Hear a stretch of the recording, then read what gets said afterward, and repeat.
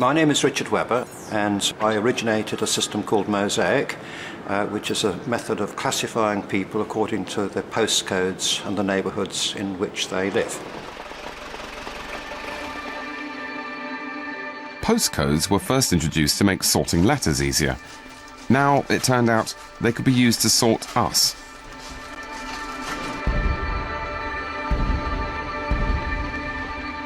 And in the earliest years, mostly it was used by big mail order companies who wanted to do huge numbers of mail shots to people. But really in the last decade, we've seen it used much more by retailers who want to customize what different products they have in different stores. Supermarket chains use tools like Mosaic to decide if your local store should stock ready meals for singles or bumper packs for families. The essence of Mosaic is an important insight. What tells people most about us is where we live. And that's because wealth began to matter more, and wealth determines where you can live, and people began to segregate more and more. They were doing it before the Noughties, but the Noughties really was the decade in which this reached its maxima. That if you had money, you spent as much as you could on a house to try to get away from people who had a little bit less than you. Without us even knowing, our houses have been broadcasting our tastes and interests to the world. No wonder we're so obsessed with them. Imagine if you walk up to a house or a block of flats, you'll immediately fill your mind with all sorts of ideas as to the sort of person that might live behind the front door and the sort of issues they might be interested in, the sort of goods they might purchase, the sort of newspapers they might read. And what Mosaic really does is makes that process a little bit more rigorous by pulling together various publicly available sources of information and then classifying people into one of 11 broad categories.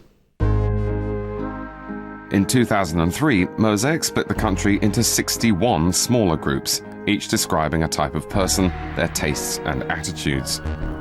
You'd be in one of them, but which? New urban colonists, white van culture, burdened optimists, sprawling subtopia.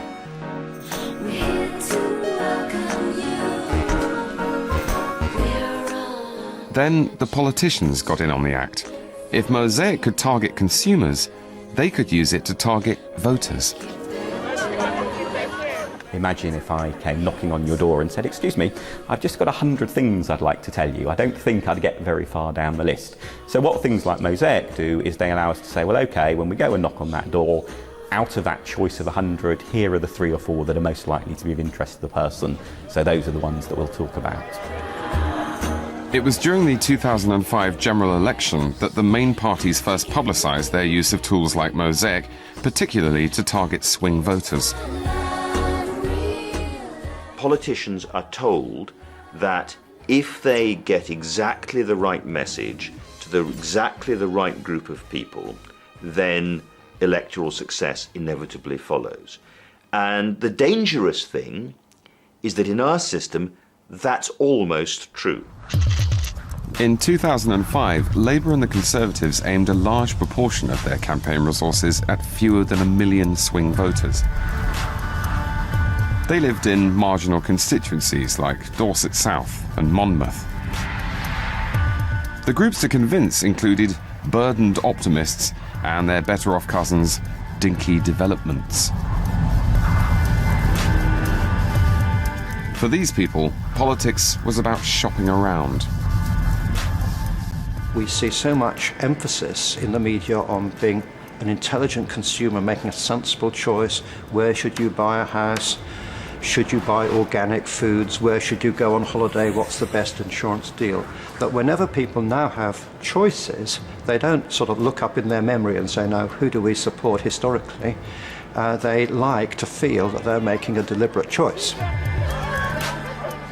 What political parties have had to do is to adjust to that reality and tailor their message much more so that it varies from person to person and household to household. In the noughties, politicians started to treat us not as classes, but as groups of consumers. I think there is some truth that we moved from politics to shopping. By that I mean that we moved from defining ourselves in terms of political beliefs and goals to defining ourselves by what we bought. And therefore it is enormously sad, but inevitable, that politicians end up trotting behind the market researchers and the consumer brand experts.